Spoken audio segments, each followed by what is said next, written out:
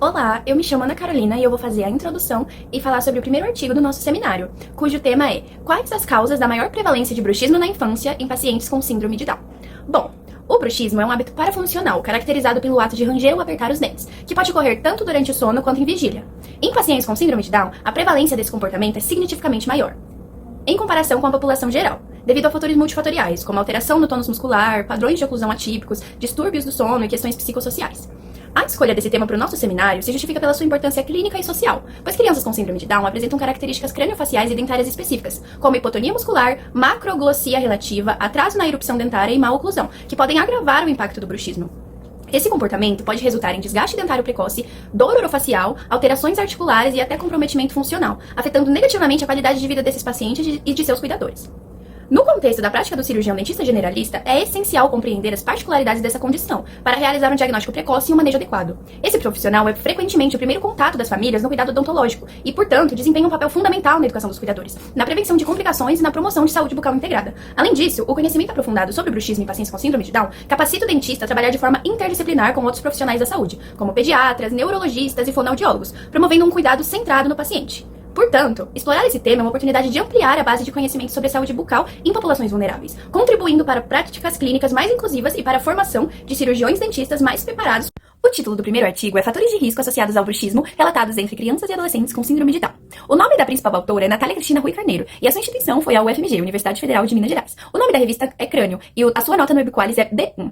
O número e volume da revista são volume 38 e número 6. O ano, novembro de 2020. As páginas 365 a 369. E a entidade editora Taylor e Francis Group. O objetivo da pesquisa foi identificar fatores associados à prevalência de bruxismo em crianças e adolescentes com síndrome de Down. O tipo de estudo foi observacional transversal, e os critérios de seleção da amostra foram incluir 112 crianças e adolescentes com síndrome de Down e seus respectivos cuidadores. No que tange a existência de randomização ao grupo controle, ao cegamento, à calibração e a calibração dos examinadores, não foram descritas e nem informadas. As principais variáveis analisadas foram idade, tipo de respiração, nasal ou bucal, hábitos orais, uso de chupeta e sucção de dedos, histórico de infecções respiratórias para crianças maiores de 6 meses e bruxismo relatado pelos pais.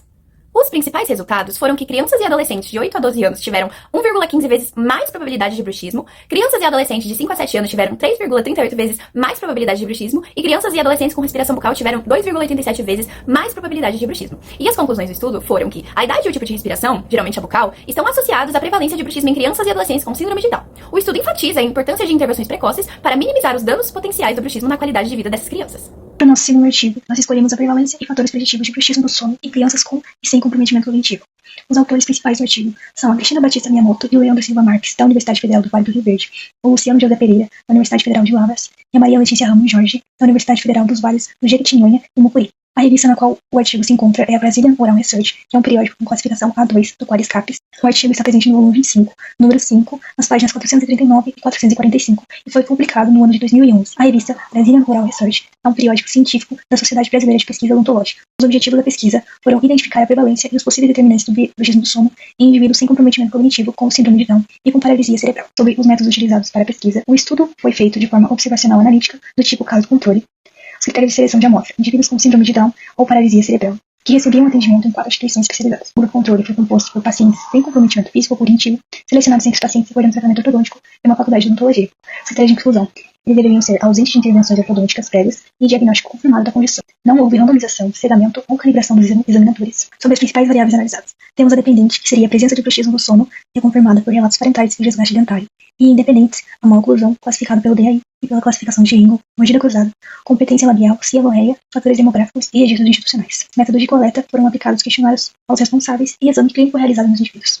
Sobre as análises estatísticas, foi feito testes Q-quadrados e exatos de Fisher para avaliar a associação de variáveis independentes e a prevalência do bruxismo do sono na amostra total, em cada grupo separadamente, e regressão logística multivariada para identificar fatores preditivos associados ao bruxismo do sono na amostra total.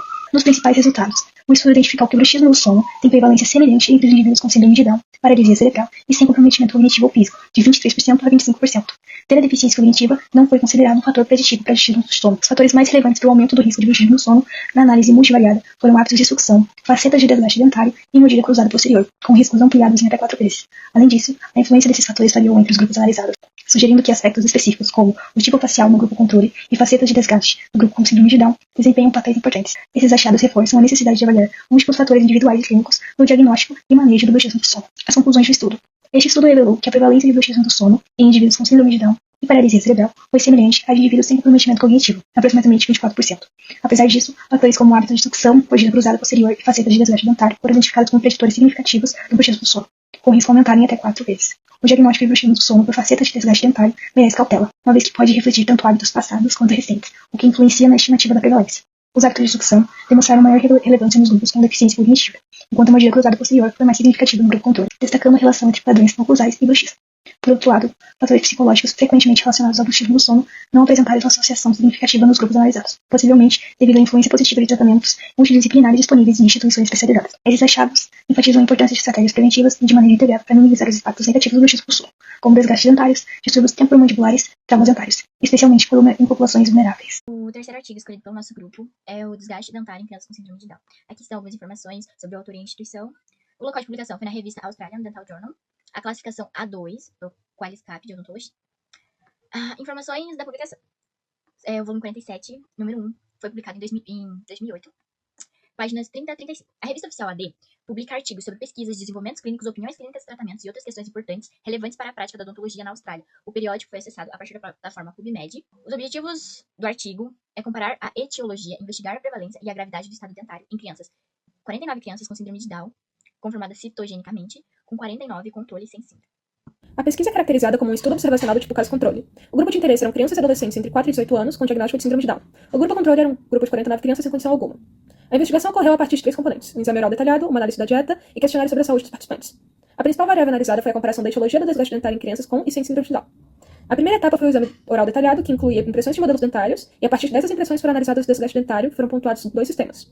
A gravidade do desgaste foi classificada da seguinte forma: A. Sem desgaste dentário ou desgaste leve. B. Moderado ou nível moderado de desgaste. C. Moderado a severo. E D. Desgaste severo dentário. Já a etiologia foi classificada a partir do seguinte critério: A. Sem desgaste. B. Faceta bem definida. C. Faceta mal definida. E D. Corrosão da dentina. Em seguida foram solicitados aos pais cuidadores que fizessem um diário de dieta. Para tal foram coletadas informações dietéticas dos pacientes por 3 dias. Esses registros foram pontuados como baixo risco, risco médio e risco alto, com relação à acidez da dieta. Por último, foi aplicado um questionário sobre desgaste dentário e saúde geral, que incluía perguntas relacionadas a hábitos, condições médicas gerais e uso de medicamentos. Modelos dentários de 49 crianças sem síndrome de Down, parados o mais próximo possível para a idade cronológica e idade dentária com base no estado de erupção, serviram como controle. A partir dessa investigação, foi descoberto que a gravidade do desgaste dentário em crianças com síndrome de Down foi considerada alta, com mais da metade delas sendo classificadas com desgaste patológico. Ou seja, o desgaste dentário foi significativamente mais frequente na amostra com síndrome de Down do que no controle. Além disso, mais crianças com síndrome de Down apresentavam uma etiologia multifatorial de desgaste, ou seja, tanto atrição quanto erosão em comparação com as crianças sem síndrome de Down. Não foi encontrada correlação entre a gravidade ou etiologia percebida do desgaste e a acidez da dieta, mas os pais relataram que mais de 30% das crianças com síndrome de Down praticavam ranger os dentes. Dessas crianças, 27,3% apresentavam um quadro de bruxismo em vigília, 36,4% possuíam bruxismo do sono e 36,4% eram rangedoras diurnas e noturnas. Em relação às conclusões do estudo, foi concluído que a gravidade do desgaste dentário foi significativamente maior em crianças com síndrome de Down do que em crianças sem a síndrome. Um grande número de crianças com síndrome de Down apresentou altos níveis de atrito devido ao bruxismo e, em muitos casos, vários dentes foram desgastados até mesmo a linha da gengiva. Discussão comparativa dos resultados e diferenças dos métodos utilizados nos artigos. Artigo 1. Fatores associados ao bruxismo relatado entre crianças e adolescentes. Com síndrome de Down, um estudo transversal com amostra de conveniência, dados coletados via questionários a cuidadores e não houve randomização ou grupo controle e cegamento. O principal resultado foi entre crianças com síndrome de Down de 5 a 7 anos e respiradores bucais têm a maior chance de bruxismo. O nível de evidência moderado a baixo, pois o estudo transversal não estabelece causalidade e a ausência de randomização e grupo controle limita a validação dos resultados. Artigo 2. Prevalência e fatores preditivos do bruxismo do sono em crianças com e sem comprometimento cognitivo. Um estudo transversal, porém com grupo controle. Crianças sem comprometimento cognitivo. Utilizou questionários e exames clínicos, mas também sem randomização ou cegamento. Principal resultado: a prevalência de 23% de bruxismo do sono, similar entre crianças com e sem comprometimento cognitivo. Fatores de risco incluem hábitos de sucção, mordida cruzada e desgaste dentário. O nível de evidência moderado, apesar de incluir um grupo controle. A falta de randomização e cegamento compromete o rigor científico. O artigo 3. Desgaste dentário em crianças com síndrome de Down. É um estudo caso-controle, com comparação direta entre crianças com síndrome de Down e os que não têm o síndrome. O método mais robustos, incluindo exames dentários e questionários. O principal resultado foi crianças com síndrome apresentarem maior gravidade de desgaste dentário, com causas multifatoriais, atrício e erosão. Nível de evidência moderado muito alto, pela abordagem, caso-controle e comparações mais robustas. Fatores associados ao bruxismo, tanto o artigo 1 quanto o artigo 2, estudos transversais com restrições na determinação de causalidade, identificaram características comportamentais e estruturais, respiração bucal, hábitos de sucção ou má oclusão, como fatores relevantes. Ambos os estudos apontam a importância de intervenção precoces na prevenção de danos associados ao bruxismo. Porém, o artigo 1 foca exclusivamente em crianças com síndrome de Down, enquanto o artigo 2 inclui crianças com e sem comprometimento cognitivo. O artigo 3 foca na gravidade do desgaste dentário em crianças com síndrome de Down. Os 3 estudos são complementares. Intervenções precoces são destacadas como essenciais em todos os estudos para prevenir danos associados ao bruxismo e ao desgaste dentário.